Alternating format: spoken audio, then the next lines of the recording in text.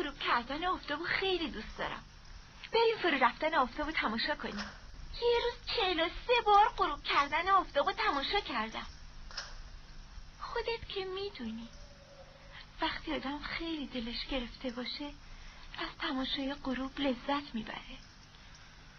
پس خدا میدونه اون روز 43 غروب چقدر دلت گرفته بود.